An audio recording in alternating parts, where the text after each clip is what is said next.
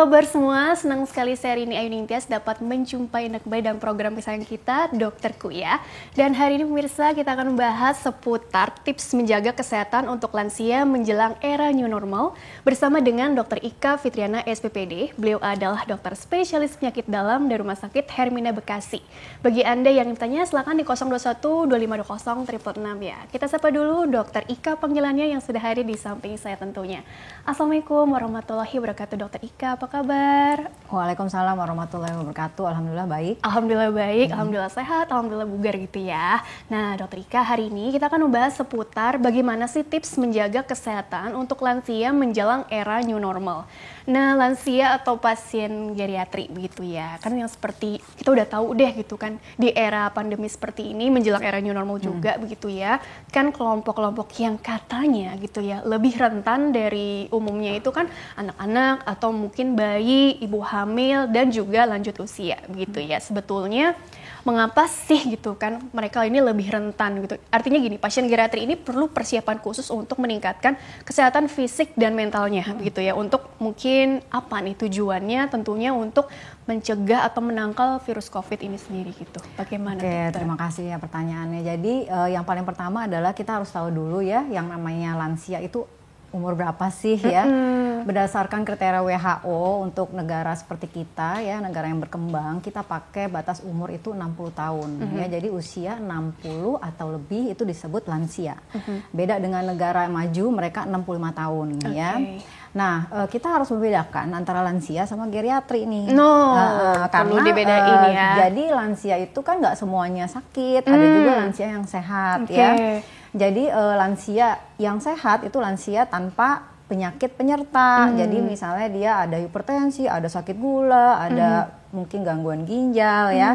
Nah, sedangkan ada lagi nih kelompok yang lain namanya geriatri. Geriatri ini termasuk lansia juga, tapi lansia dengan lebih dari satu penyakit. Oh, ada komorbidnya gitu. Ada komorbidnya. Istilahnya begitu ya. Oh, jadi kan tadi sepakat dulu nih yang dibahas lansia di Indonesia tuh yang dari umur berapa sampai berapa sih gitu ya. Terus kemudian jadi ada yang sehat, bugar, masih alhamdulillah punya peran penting di masyarakat, masih aktif beraktivitas begitu ya. Atau juga yang tadi sayangnya apa ya, ada penyakit-penyakit penyerta yang mungkin perlu dikendalikan begitu ya dok ya. Sehingga tidak bergantung dengan orang lain, arahnya kan supaya lebih mandiri begitu ya. Betul, jadi sebenarnya intinya nggak semua lansia itu rentan ya. Jadi lansia yang sehat ya bisa seperti yang lebih muda tetap beraktivitas seperti itu. Jadi lansia itu sebenarnya pada prinsipnya itu kita melihatnya kalau dari kacamata dokter ya, itu yang renta dan tidak renta. Yang renta itu yang mungkin secara kasat mata udah pakai tongkat, jalannya juga mungkin sudah gemetar-gemetar. Nah itu yang renta secara kasat mata ya. Ada juga yang lansia yang tidak renta, yang fit atau robust itu kalau kita istilahnya namanya frail. Jadi frail itu renta. Yang tidak frail atau fit, nah itu yang mereka masih olahraga walaupun umur 70 ya. Jadi kita bisa lihat tuh Mbak. Jadi mungkin Mbak Rini pernah lihat ya usia 70 tapi masih main tenis, masih aktif rapat ya. Itu bisa jadi dia robust atau fit ya, walaupun dia usianya sudah 70. Fit gitu ya. Fit ya, lansia juga ada yang fit. Nah, ada juga yang renta nih. Renta itu sama-sama 70, tapi dia udah pakai tongkat ya, kemudian udah mungkin gangguan lupa-lupa dan sebagainya. Nah, itu penting mengapa? Ya karena memang pada dasarnya lansia itu kan nggak lepas dari proses penuaan. Aging proses itu aging proses ya. Yang membuat mereka yang disebut tadi kelompok khusus ya. Ya, jadi lansia itu memang secara umum ya, nah tapi tiap orang berbeda-beda Mbak. Jadi ada yang tuanya lambat, ada yang tuanya cepat ya.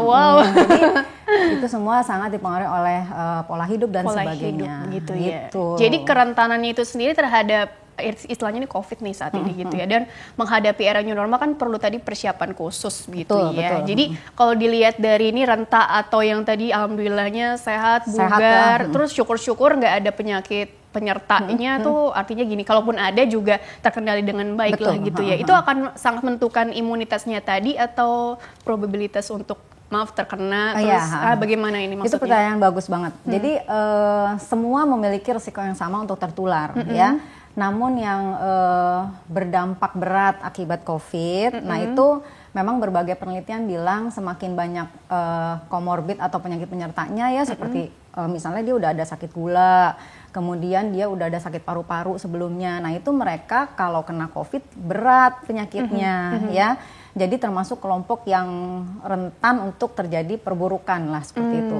Namun resiko untuk kena COVID ya sama seperti usia muda. Yang membedakan kan daya tahan tubuhnya ya. Tetapi misalnya sama-sama nggak pakai masker ya sama-sama resiko tertular. Jadi sebenarnya prinsipnya sama ya. Dalam mencegah COVID ya sama, physical distancing tetap, penggunaan masker tetap ya. Kemudian menjaga daya tahan tubuh dengan rajin cuci tangan, makan makanan bergizi ya, vitamin yang cukup, dan pada lansia ini spesial khusus vitamin D ya. Vitamin D karena ini hubungannya dengan pasien lansia itu kan jarang keluar rumah ya, jadi jarang terpapar sinar matahari ya. Dan ternyata berbagai penelitian menunjukkan bahwa pasien-pasien COVID yang berat-berat itu rata-rata emang ternyata defisiensi vitamin D-nya. Oh itu sudah di ya, gitu jadi ya? Makanya khusus terutama lansia, sebenarnya yang muda juga boleh ya. Untuk itu, semua kan vitamin D itu disarankan untuk berjemur setiap hari. Palingnya gitu. Berapa lama ya? 15 menit pada jam 9. Jam 9, 15 ya, menit minimal ya. Itu seminggu 3 kali. Oh gitu ya. Dan itu lebih bagus lagi setiap hari ya sebetulnya, atau ada batasannya juga? Ya, minimalnya kan 3 kali sehari. Ya 15 menit jangan lama-lama ya. Jadi itu karena kita kayak vitamin D ya, jadi ya dimanfaatkan lah gitu ya. Termasuk juga mungkin sambil exercise, stretching atau apa ya pada saat berjemur itu ya. Karena memang ini pandemi ini ya berhubungan dengan yang benar tadi Mbak Rini bilang, nggak cuma fisik tapi mental ya. Mental, pertama lansia itu kan beda ya sama usia muda ya. Jadi mereka memang awalnya mungkin kegiatannya emang udah terbatas gitu loh ya. Kemudian kedua, mereka kan rata-rata tidak biasa menggunakan alternatif komunikasi yang lain, misalnya nggak bisa pakai Zoom atau apa gitu loh ya. Online begitu ya. Online. Jadi lebih sering yang tatap muka langsung ya. Dan mereka senang tatap muka langsung ya, karena memang sudah habit mereka kan udah generasinya baby boomer ya. Ya jadi akhirnya itu membuat mereka yang terbiasa guyup gitu sama teman-temannya kan jadi terisolasi. Ya jadi makanya penting banget tuh Mbak memperhatikan kondisi orang tua kita di rumah. Dalam satu rumah ini ya istilahnya. Betul. Ya makanya tetap ya, makanya walaupun misalnya nih kita new normal nih nanti ya. Ya walaupun lansia misalnya udah di atas 60, anak-anak kita khawatir misalnya kalau kita pergi gitu kan membuat takut ketularan dan sebagainya, tapi tetap harus dicarikan alternatif kegiatan, itu yang paling penting ya. Alternatif kegiatan bisa misalnya tetap jalan pagi, tentu nyari tempat yang sepi, kalau perlu mungkin agak-agak pagi banget gitu ya, muter sekitar komplek ya, tetap physical distancing, kemudian tetap juga pakai masker, cuci tangan dan sebagainya ya, sambil berjemur, sambil olahraga dan melakukan hobi. Iya, melakukan hobi gitu ya. Oke, karena kan artinya gini kan, ada juga yang wah makin seperti ini kondisinya makin terisolasi, jadi kehilangan minat untuk melakukan hal-hal yang tadi semula disenangi, jadi kan ada aja yang artinya lebih ke psikisnya yang kena gitu di situasi seperti sekarang ini. Dan jangan lupa loh, psikis mempengaruhi daya tahan tubuh. Nah itu dia. Jadi kayak lingkaran setan dia ya, udah terisolasi, sedih, udah tua, terisolasi, daya tahan tubuh berkurang, nafsu makan juga berkurang, daya tahan tubuhnya lagi tambah menurun gitu ya. Jadi memang ini ya wajar lah dibilang kelompok khusus ya, karena memiliki sifat yang sudah berbeda dengan usia-usia muda, baik itu fisiknya maupun psikisnya. Oke, apalagi tadi maaf aja ya, tadi komplikasinya ini jadi jauh lebih ini ya dok, ketika katakanlah si pasien yang geriatri tadi ya dengan komorbid tadi terkena, sebenarnya mau sekarang kan jadi apa ya, sedikit-sedikit imunitas turun, seperti ada aja pilek atau batuk ya memang bukan, mudah-mudahan bukan COVID gitu, tapi kan hal-hal yang seperti itu jadi membuat apa ya, dalam tanda kutip paranoid, terus jadi imunitas jadi jauh lebih berkurang juga karena pikiran tadi kan mengendalikan emosinya juga secara nggak langsung ya. Jadi bagaimana itu dokter? Ya, jadi tipsnya itu yang paling pertama adalah berpikir positif itu dulu ya. Jadi walaupun memang COVID ini nggak bisa kita hindari, ini kan suatu fenomena ya, suatu global ya global. tetapi ada loh cara untuk mencegahnya ya. Dan itu sudah terbukti, physical distancing, pakai masker, cuci tangan ya, sehingga selama kita memperhatikan rambu-rambu tersebut, kita perlu bisa tenang ya. Kemudian yang kedua, kalaupun memang ada penyakit-penyakit penyerta, misalnya sakit gula, hipertensi, selama itu terkontrol, nggak usah takut, ya nggak usah takut. Jadi dengan kita mengontrol penyakit, ya itu akan membuat kita juga jadi tercegah ke rumah sakit, kan itu yang pertama, ya. Kemudian yang kedua, kita juga daya tahan tubuh kita menjadi cukup, energinya cukup untuk menjaga buat penyakit yang lain gitu loh, ya. Nah itu yang kedua. Kemudian yang ketiga juga tetap berpikir bahwa walaupun kita di rumah ya memang kita harus membatasi untuk pergi, tapi banyak loh kegiatan lain yang bisa kita lakukan. Tetap harus gerak intinya dok ya? Harus bergerak dan belajar hal baru. Jadi kita ambil sisi positif. Jadi lansia kan jadi mau nggak mau jadi harus belajar apa ya, bagaimana cara mungkin video call ya. Teknologi terus, itulah ya. Terus kemudian yang tadinya mungkin gak kepikiran buat nanam-nanam di rumah, mungkin belajar bertanam ya. Jadi misalnya sedih nih nggak bisa ketemu cucu, tapi kan bisa video call, bisa ngobrol. Jadi yang paling pertama sebenarnya positif itu sih. Ya sama jaga daya tahan tubuh. Dan ya. selalu berpikir tadi untuk bersyukur selalu ya dengan kondisi seperti sekarang. Jadi menjaga daya tahan tubuh tuh gimana sih caranya gitu ya. Yang pertama yang pasti tidur. Ya tidurnya harus cukup. Kalau buat lansia tuh 6-8 jam sehari yang berkualitas ya. Kemudian yang kedua, pola makannya harus tetap teratur, Mbak. Ya, jadi pola makan yang teratur itu ya tetap dijaga ya pagi, siang, malam gitu kan, sesuai dengan biasanya. Tetapi jangan lupa protein yang tinggi ya, protein yang tinggi yang cukup. Kecuali kalau ada gangguan ginjal, mungkin ada pembatasan protein ya, nanti dikonsultasikan sama dokter. Ya, tapi protein ini penting karena dia mengganti sel-sel yang rusak. Nah, kemudian yang berikutnya adalah kaya vitamin dan mineral, yaitu ya vitamin yang paling banyak diteliti vitamin C, ya berarti buah-buahan yang berbagai macam warna, variatif ya. Dan itu berjemur. Baik dokter, kita jeda dulu ya. Nggak usah takut menghadapi normal. Ya. Bismillah gitu ya. Oke dokter, kita jeda dulu, nanti lanjutkan kembali ya. Baiklah pemirsa, jangan kemana-mana, tetaplah bersama kami akan kembali sesaat lagi.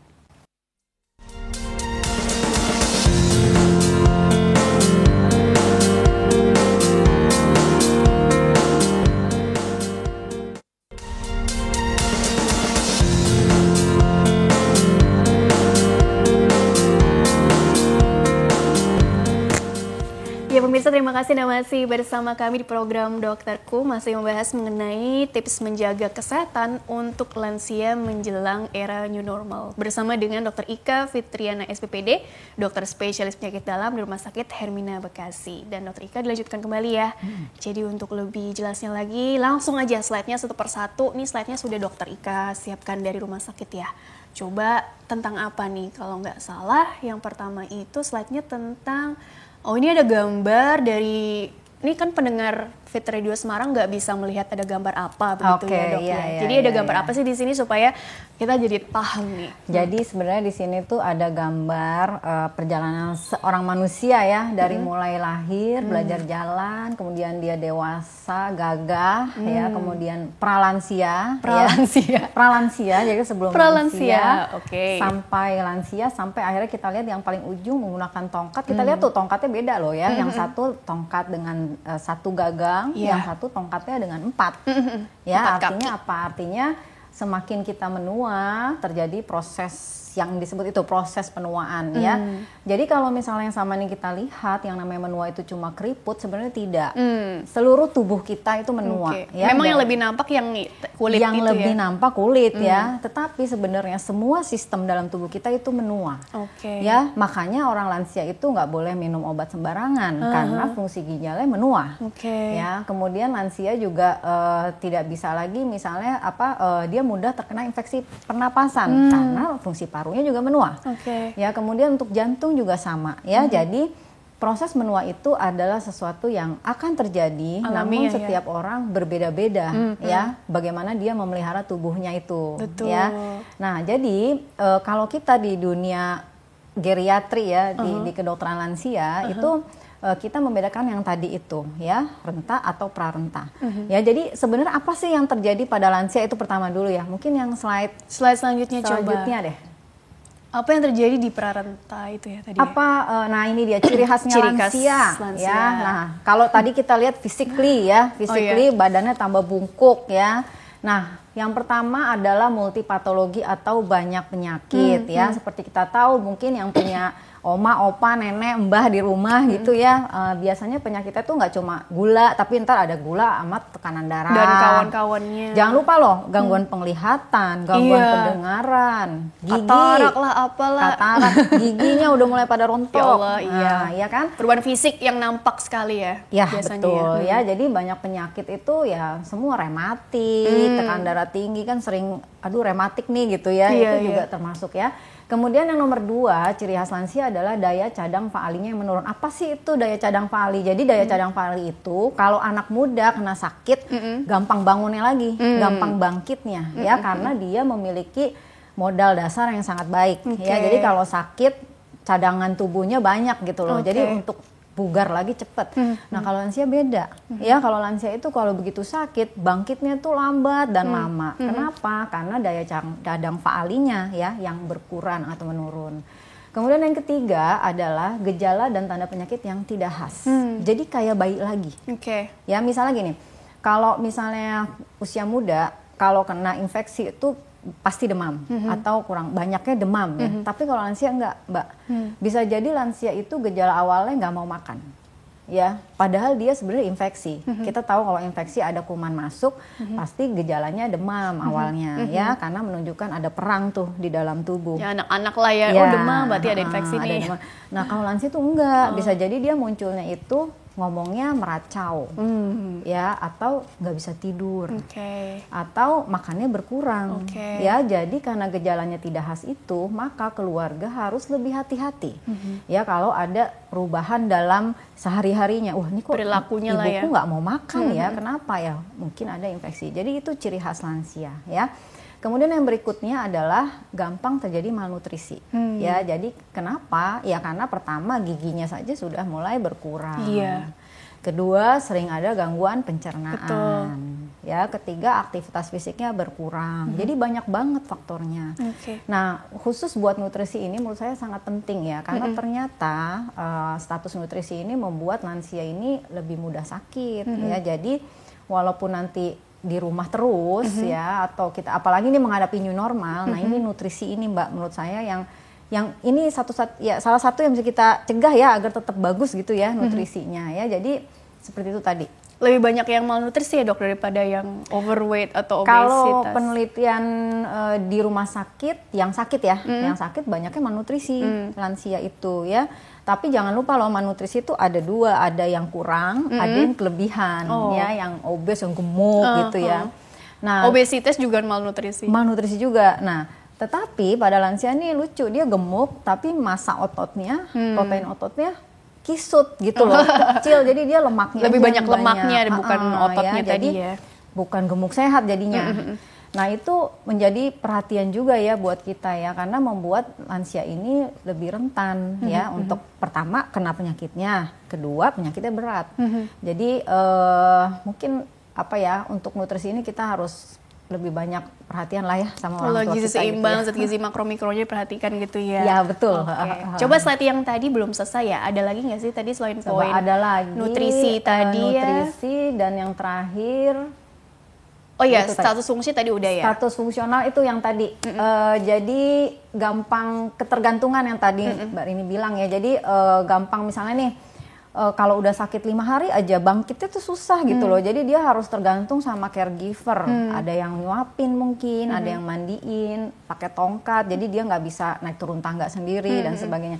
Jadi semua ini menyebabkan lansia ini menjadi lebih rentan atau kita sebut dengan kelompok rentan. Ya, gampang sakit, gampang masuk ke rumah sakit. Kalau masuk ke rumah sakit gampang masuk rumah sakit lagi, ya, dan lain-lain. Nah ini yang membuat kenapa sih kok lansia harus lebih kita perhatikan. Padahal mungkin obat dari dokter misalnya udah rutin diminum gitu. Betul. Ya, tapi ternyata ya mungkin ya banyak faktor lagi yang perlu ditelusuri gitu ya. Coba slide selanjutnya lagi tentang apa? Nah ini dia, ini adalah tips. Jadi kita ada Perhimpunan Gerontologi Medik Indonesia, itu khusus dokter lansia. Jadi lansia itu ada dokternya juga loh, ya. Nah mereka ya ada beberapa rekomendasi ya, tips-tips untuk lansia menghadapi era new normal ini ya.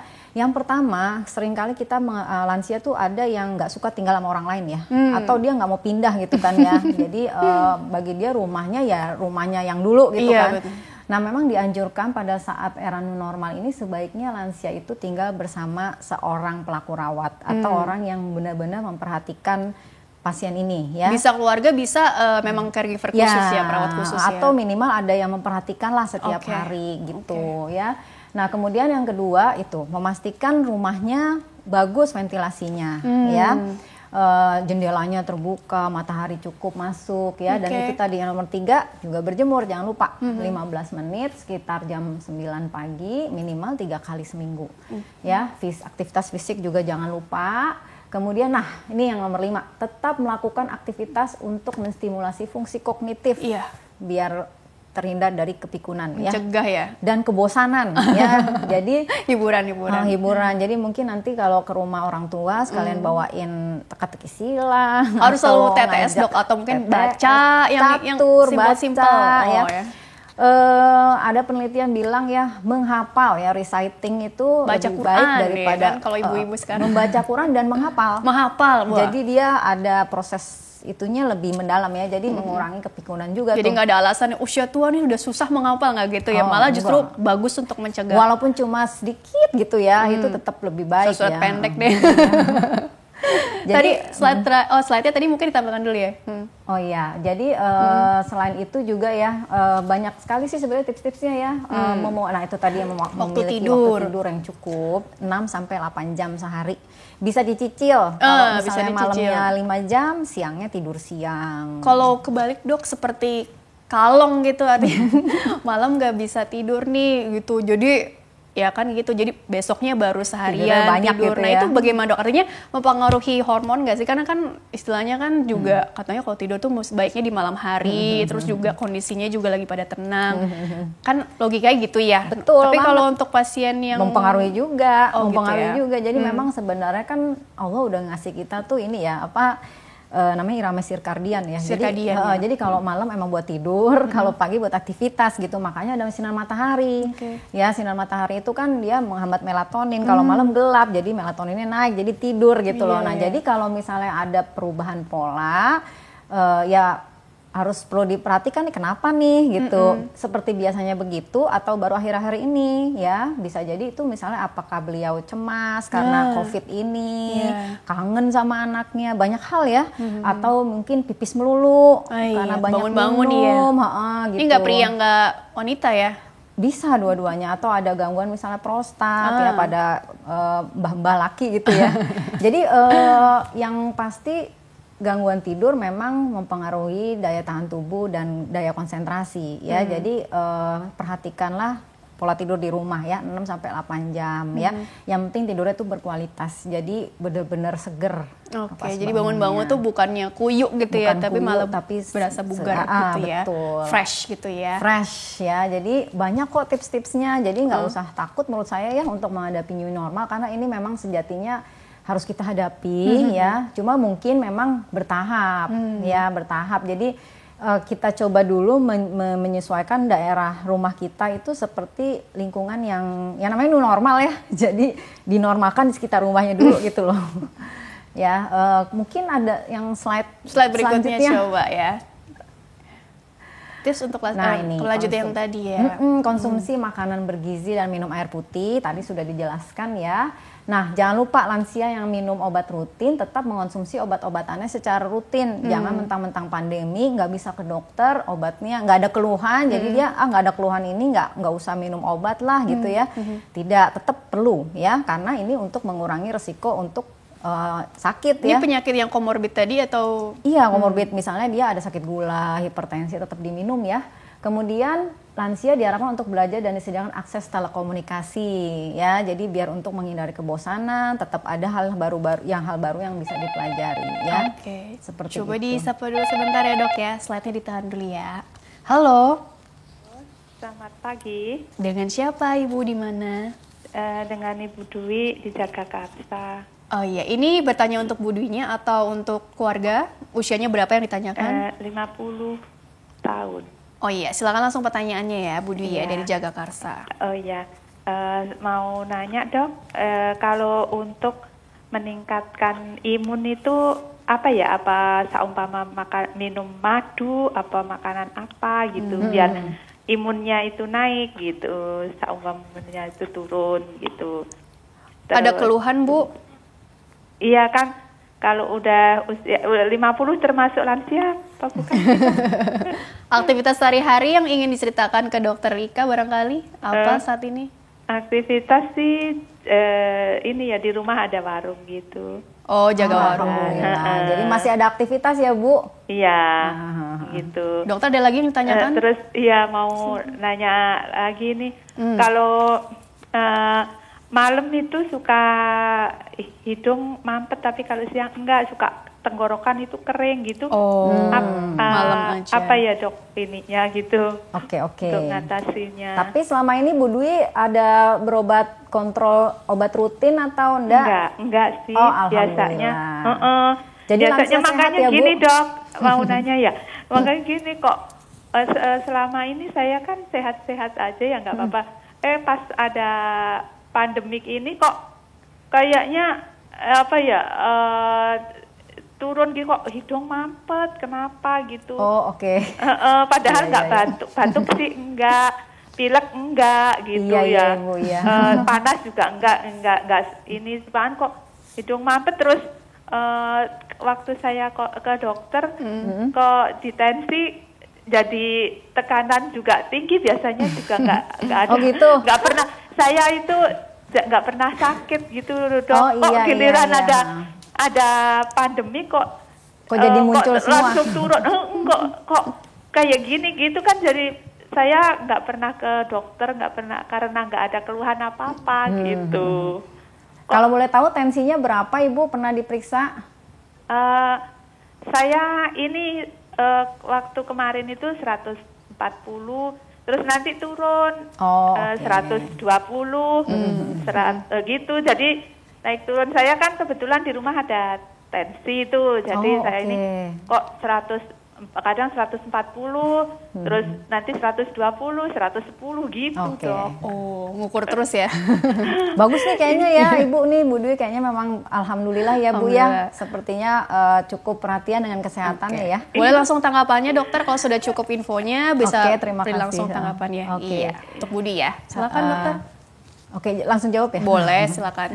Ya, jadi yang pertama untuk meningkatkan daya tahan tubuh ya, sebenarnya secara alami alhamdulillah tubuh kita itu memiliki sistem daya tahan tubuh yang baik, terutama untuk lansia yang masih sehat ya. Jadi orkestrasi atau apa sih namanya, susunan imunnya tuh masih cukup baik, responnya juga masih cukup baik ya. Alhamdulillah. Jadi yang paling penting kita mengoptimalkan ya, mengoptimalkan yang pertama tentu dengan menjaga itu tadi, pola hidup yang baik ya. Yang pertama itu tidur yang cukup. Kedua adalah nutrisi yang cukup yang menunjang daya tahan tubuh ya. Yang pertama seperti saya bilang tadi adalah protein ya. Protein itu kalau buat lansia minimal tuh 1 gram per kilogram berat badan per hari. Kalau tidak ada gangguan ginjal ya. Nah, bisa lebih malah ya. Apalagi kalau mereka yang udah badannya kurus itu bisa lebih malah ya. Nah, itu protein banyak Bu, bisa di tempe, di tahu, bubur kacang ijo, hewani juga bisa ya.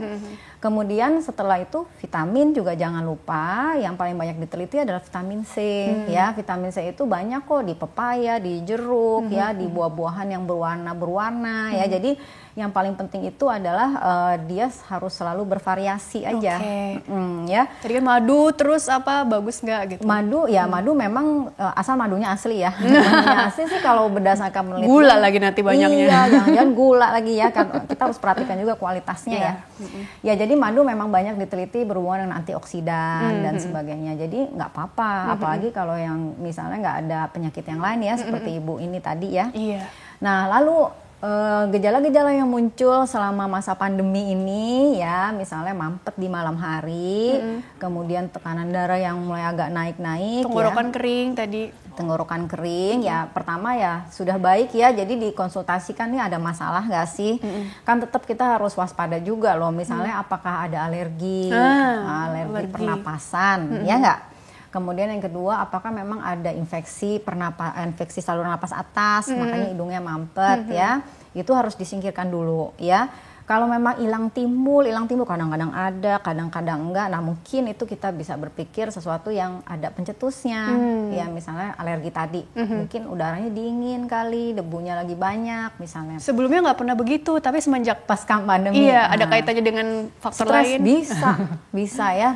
Jadi seringkali orang itu ada gejala-gejala, jadi pas lagi begini ya, sakit kepala, kemudian lambungnya kambuh, nah itu sering juga tuh ya dikeluhkan ya. Kemudian tensi mulai agak-agak naik ya, jadi bisa juga tensi diinjus oleh stres, faktor stres ya. Jadi banyak hal yang bisa menjadi penyebabnya, dan ini udah bagus sekali tadi Bu Dwi udah melakukan pemeriksaan tekanan darah secara teratur. Sebaiknya Ibu kalau misalnya Ibu punya waktu, periksalah dalam 4 waktu yang berbeda ya. Jadi pagi berapa sih tensinya, siang berapa, sore berapa, mau tidur berapa ya, nanti dilihat ya. Kalau misalnya lansia sehat rata-rata ya 140/90. Cek tensi tapi bukan berarti jadi takut ya nantinya ya Dok ya? Bukan jadi jangan takut ya, tetapi ini justru untuk mencegah ya, nggak untuk melihat oh aku tuh tingginya jam segini, kalau jam segini aku segini. Buat yang udah punya tensi apalagi ya, sehingga kita bisa tahu obat tensi kita bekerja atau tidak ya. Makanya saya selalu menganjurkan buat lansia atau mereka yang punya hipertensi, punya alat tensi, kan gampang sekarang ya nggak? Betul. Ya itu. Terus kemudian mungkin belajar teknik relaksasi Mbak, ya relaksasi. Jadi karena alhamdulillah ini kan Bu Dwi punya warung di rumah ya, jadi minimal ada kegiatan ya. Kalaupun misalnya kok interaksi dengan mungkin jadi orang jarang datang kan bisa online gitu lah misalnya, atau apa ya, diantar atau bagaimana. Jadi kita relaksasi dengan ya banyak caranya, atau kita mengalihkan pikiran-pikiran negatif ya. Mudah-mudahan bermanfaat ya. Jadi amin ya Allah. Nggak usah khawatir, tetapi tetap waspada. Di usia 50 tadi apa lansia nggak ya? Oh iya, belum. Alhamdulillah. Alhamdulillah gitu ya, belum ya. Tapi nanti lansia kok, insya Allah. Pre-lansia tadi apa ya? Lansia. Baik ya, oke, disapa dulu lagi ya. Halo, dengan siapa di mana? Halo pagi, saya Lia di Bogor. Usia berapa Lia? Usia saya ke 68. 68. Oh 68. 68, wow. Seperti masih muda ya. Ibu Lia, oke. Saya bilang gitu kok, suara saya kalau suara tuh menipu. Padahal udah tua. Saya cuma mau tanya ya, kenapa tangan saya tuh kesemutan terus yang sebelah kanan. Dulu jarang-jarang sekali. Sekarang udah permanen, kesemutan terus. Jari-jarinya aja. Aktivitas apa Bu sehari-hari Bu Lia? Ya ada di rumah aja. Di rumah aja gitu ya. Apalagi lagi kayak gini ya Bu ya. Tapi saya suka main ke Liliang. Oke. Nginep di rumah saudara. Jadi Silaturahmi mah jalan terus ya, dengan menjaga tadi ya prosedurnya juga gitu ya. Tangan saya ini yang menyebalkan banget. Kenapa ya dokter, bisa tahu nggak sih? Oh, Bu Lia ada berobat rutin nggak Bu Lia? Apa? Ada berobat rutin nggak? Misalnya minum obat rutin atau kontrol rutin? Ada. Saya minum obat kalau kaki saya kan pengeroposan, tak apalah namanya. Kalau kaki saya minum obat buat nggak terlalu sakit gitu ya. Untuk mengurangi keluhan ya berarti ya. Obat anti nyeri namanya. Anti nyeri gitu ya. Tadi apa keluhan spesifiknya? Kenapa? Keluhan spesifiknya? Kesemutan katanya. Kesemutan ya. aja berarti sebelah ya? kanan. Kanan ya tadi ya? Kalau nggak salah. Kiri apa kanan? Jari-jarinya. Oke. Mengganggu lah istilahnya, mengganggu kualitas hidup kan kalau kesemutan terus kan. Saya kupas kentang susah, kupas bawang. Ngupas kentang, ngupas bawang susah gitu ya. Apa ada apa? Kebayang sih. Iya benar Bu. Kebayang nggak nyamannya ya. Ini sebenarnya tanda-tanda apa sih Dok kalau kesemutan seperti ini gitu ya? Apakah usia 68 itu sesuatu yang barangkali ada spesifik, kita mesti curiga ke arah mana? Waspada gitu ya. Atau mungkin konsul ke dokter spesialis mana gitu ya? Oke, arahnya nih seperti apa nih? Apalagi kalau lagi seperti ini, apa bisa konsul sementara via online dulu sama dokter di rumah sakit di Bogor misalnya, kan di Bogor tadi ya kalau nggak salah ya. Oke, bagaimana itu sarannya? Iya, memang kesemutan ini merupakan salah satu gejala yang sering dikeluhkan oleh lansia ya. Jadi memang banyak sekali faktor yang bisa menyebabkan kesemutan ya. Baik itu faktor sistemik dalam arti penyakit tubuh ya, misalnya seperti sakit gula itu kan gejalanya salah satunya juga kesemutan ya. Hipertensi, kolesterol juga bisa bikin kesemutan ya dalam beberapa derajat lah ya. Tapi yang paling sering memang kan yang secara sistemik nih ya, seluruh tubuh, tangan dan kaki gitu ya. Nah tapi juga ada yang dia penyakitnya memang lokal di daerah situ saja ya. Misalnya mungkin ada tekanan di saraf di bagian tangan ya, atau mungkin di bagian bahu, di bagian leher yang menyebabkan kesemutannya di satu sisi aja gitu. Jadi memang yang paling penting adalah harus memperhatikan apakah ini sudah mulai mengganggu atau tidak. Ya kalau memang sudah mulai mengganggu artinya kan sudah menimbulkan gejala ya. Nah itu memang perlu dikonsultasikan tuh sama dokter, bisa ke penyakit dalam untuk sistemiknya atau bisa juga ke saraf ya untuk dilihat. Yang pasti kalau kesemutan itu kan sensasi yang dihantarkan oleh saraf ya, jadi itu dulu yang pertama. Yang kedua juga ada beberapa nutrisi yang berhubungan dengan kesehatan saraf ya, misalnya vitamin B ya. Kemudian jangan lupa loh, kesemutan juga bisa terjadi psikis juga ya, misalnya kecemasan juga bisa bikin kesemutan ya, tetapi biasanya memang dia dua-duanya ya, karena kan itu satu aja tadi. Jadi makanya mungkin memang perlu dikonsultasikan tuh ya, baik itu dokter saraf bisa, dokter penyakit dalam juga bisa ya, apalagi usia ibu udah 68 tahun, jadi perlu juga untuk melihat secara keseluruhan. General check up, medical check up. Ya, kemungkinan-kemungkinan lainnya ya gitu. Jadi memang yang paling penting itu kalau misalnya kadang-kadang ada aktivitas tangan tertentu yang misalnya terus-menerus juga bisa bikin kesemutan. Evaluasi ya nggak? Kebanyakan di dapur bisa juga nggak? Bisa. Masak terus kan? Misal apalagi kanan, terus dulu kanan waktu mudanya, terus gitu ya. Waktu mudanya memang selalu di kanan. Repetitif gitu ya, berulang terus ya dari gitu. muda gitu ya. Posisi tidur seringnya kanan misalnya dan seterusnya ya. Jadi banyak banget faktornya. Tetapi memang betul Ibu Bulia, jadi tetap perlu diwaspadai dan perlu dievaluasi ya. Pokoknya tadi bagian penyakit dalam atau saraf gitu Bisa, ya. Oke, kurang lebih seperti itu ya Bu Lia ya. Baik, kita masuk ke pertanyaan email dulu ya, Boleh. Dok ya. Jadi bagi pemirsa yang ingin bertanya via email, silakan kirim saja pertanyaan ke email kami di drkuelsinta@yahoo.co.id. Format lengkapnya di bawah ini. Nama, usia, serta tempat tinggal, dan pertanyaannya yang sedetail mungkin ya, info yang diberikan ya. Baik, pertanyaan pertama dari Bapak Handi, usia 56 tahun dari Cikarang. Dokter mau tanya, kenapa setiap kali saya buang air kecil sering berbuih? Padahal sehari saya minum air 2,5 sampai 3 liter. Saya nggak punya penyakit diabetes, asam urat, tapi 2 hari sekali saya konsumsi obat kolesterol dari dokter. Saya juga sudah 2 kali cek urin di laboratorium dan hasilnya dicek di dokter internis. Dokter penyakit dalamnya, kata dokter semuanya baik, alhamdulillah. Tolong solusinya dok dalam mengatasi keluhan tersebut untuk jangka panjang. Usia 56 tahun. Makasih, terima kasih Bapak Handi. Bagaimana untuk air seni ya? Urin yang berbuih. Tanda penyakit Pralansia apa? ya berarti ya. Pralansia, 56. 4 tahun lagi kan usia 60.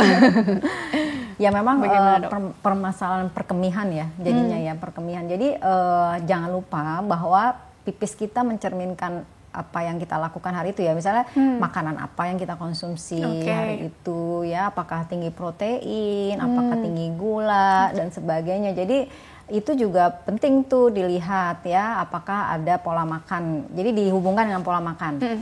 Kemudian yang kedua, pemeriksaan pipis sudah benar tuh ya dengan urinalisis gitu ya. Nah, urinalisis ini juga dilihat kondisinya pada saat itu, apakah memang sedang kambuh, sedang berbuih atau tidak ya. Jadi memang harus dievaluasi lebih lanjut nih berhubungan dengan pola makannya, kemudian konsumsi obat-obat khusus mungkin pada saat itu ya, ketika berbuih itu ya, kemudian muatan protein makanannya juga pengaruh ya, jadi faktor-faktor itu juga bisa. Protein itu ya?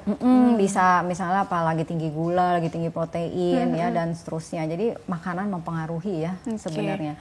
Kemudian yang kedua ya penyakit-penyakit yang area perkemihan juga harus dievaluasi ya, misalnya mungkin karena ini laki-laki usianya udah mulai 50-an ya, adakah gejala lain yang menyertai, misalnya buang air kecilnya kadang-kadang nggak lampias gitu ya. Jadi harus dicari juga tuh ya. Jadi seberapa sering, maksudnya seberapa seringnya juga mungkin waktunya, berapa kalinya.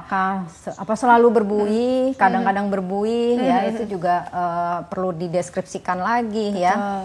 Mungkin pas cek pipis lagi normal misalnya seperti itu ya. Jadi banyak faktor, tapi memang sudah benar salah satu gejala yang diabetes juga salah satunya kan bisa dari pipis juga ya, sering pipis ya, pipisnya keruh gitu ya. Nah itu juga bisa memang ya, untungnya nggak ada sakit gula ya, nggak ada sakit gula. Jadi atau gangguan penyaringan fungsi ginjal juga bisa ya. Jadi memang perlu diperhatikan faktor-faktor yang menentukan pas periksa pipisnya ya, sama jenis makanan pada saat itu juga ya. Waktu yang sebelum tesnya itu gitu berarti ya. Atau waktu yang pas dilihat berbuih, coba diingat-ingat mungkin sebelumnya bagaimana. Evaluasi lagi sebelumnya habis makan apa sih atau apa gitu ya. Minumnya banyak juga ya, 2,5 sampai 3 liter. Iya ya, wow. Dokter, kita jeda dulu ya, nanti lanjutkan kembali segmen terakhir ya. Baiklah pemirsa, jangan kemana-mana, tetaplah bersama kami akan kembali sesaat lagi.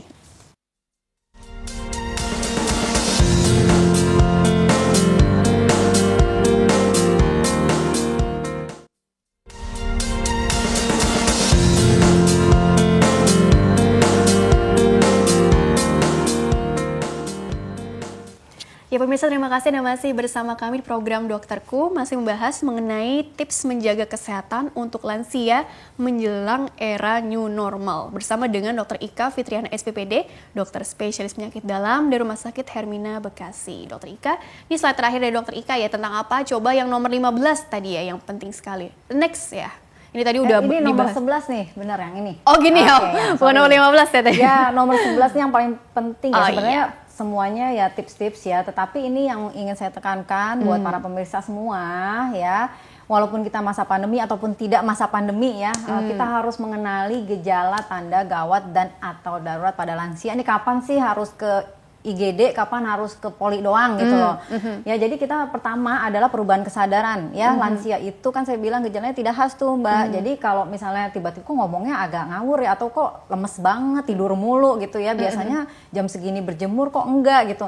Ya itu perubahan kesadaran itu kita harus waspada ya. Kemudian yang kedua adalah gejala stroke. Misalnya kesemutan sebelah badan yang tidak hilang-hilang ya, atau malah makin memberat ya, atau bicaranya pelok misalnya ya. Itu mendadak tuh? Yang atau mendadak ya namanya. Jadi stroke, jadi dia sesuatu kemarinnya baik-baik aja pagi serangan ini, ya ibaratnya. Serangan stroke ya. Kemudian nyeri dada yang tiba-tiba ya, sakit dada ya, waspada juga tuh ya. Sesak napas, jadi napasnya ngos-ngosan ya, sampai kalau kita hitung kok lebih dari 20 kali per menit, napasnya semenit gitu ya, atau ngomongnya ngos-ngosan ya paling gampang ya. Kemudian diare atau muntah berkepanjangan, karena jangan lupa lansia itu mudah dehidrasi ya. Jadi kalau udah mencret-mencret terus sampai nggak mau makan, nggak mau minum, muntah melulu, resiko dehidrasi. Nah, seperti anak bayi ya, seperti bayi ya, akhirnya malas menyusu kan kalau bayi. Nah, kalau orang tua malas minum, malas resiko makan, dehidrasi ya. Tadi ya. Kemudian apalagi perdarahan ya, misalnya apa? BAB-nya hitam ya, terus kemudian keluar ya pokoknya perdarahan yang tidak berhenti-berhenti, kemudian jatuh. Nah, ya kan kita tadi lihat gambarnya ada lansia pakai tongkat ya, kemudian nanti kemungkinan mungkin kepleset atau jatuh yang diikuti oleh perubahan kesadaran. Jadi abis jatuh kok tiduran dulu ya, atau gangguan mobilisasi jadi nggak bisa jalan, yang tadinya bisa ke kamar mandi jadi harus dibantu. Nah, itu juga waspada. Kemudian nyeri yang tidak tertahankan ya, misalnya nih pada pasien dengan batu ginjal itu nyerinya luar biasa ya, jadi nggak tertahankan, nanti lama-lama jadinya kualitas hidupnya terganggu dan gangguan kesadaran deh ya. Jadi walaupun misalnya ini eranya pandemi ataupun tidak pandemi ya, kalau kondisi seperti ini kita harus waspada Mbak. Jadi mungkin ya dengan memperhatikan protokol kesehatan yang baik, tetap harus dibawa ke rumah sakit. Ya, jadi nah ini bagaimana sih caranya membawa lansia ke rumah sakit ya? Yang pertama, yang pasti lansia tetap harus pakai masker. Kalau perlu pakai face shield, face shield jadi kayak bayi kan pada pakai face shield juga sekarang ya. Yang kedua harus ada caregivernya, harus ada yang nemenin, ya nemenin. Satu orang cukup, tapi yang pasti harus ada yang mendampingi.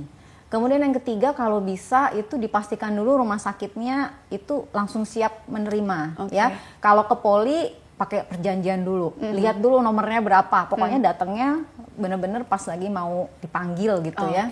Ya, kemudian yang ketiga tentu menghindari kerumunan kalau bisa ya, misalnya nunggunya di mobil dulu ya. Dan kemudian selalu diingetin, kalau lansia tuh kadang-kadang awareness-nya kan kurang ya, jadi ingetin cuci tangan, ingetin jangan pegang-pegang mana-mana gitu ya. Dan kalau dia mau bener-benerin masker, megang masker tuh jangan lupa cuci tangan. Kalau bisa jangan pegang wajah.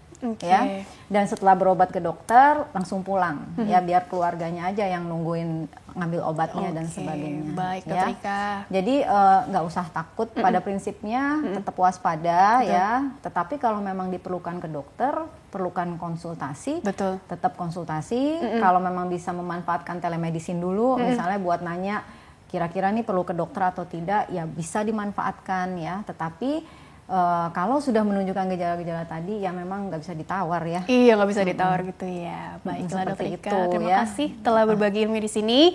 Insya Allah membawa banyak manfaat untuk orang banyak, sukses dan berkah selalu untuk Dokter Ika ya. Terima kasih kepada Sinta juga. Iya, terima kasih dokter. Dan pemirsa, terima kasih juga Anda telah mengikuti program ini. Saya Rini Ayuni Tias, beserta seluruh kru tugas mohon undur diri dari hadapan Anda. Terima kasih dan sampai jumpa.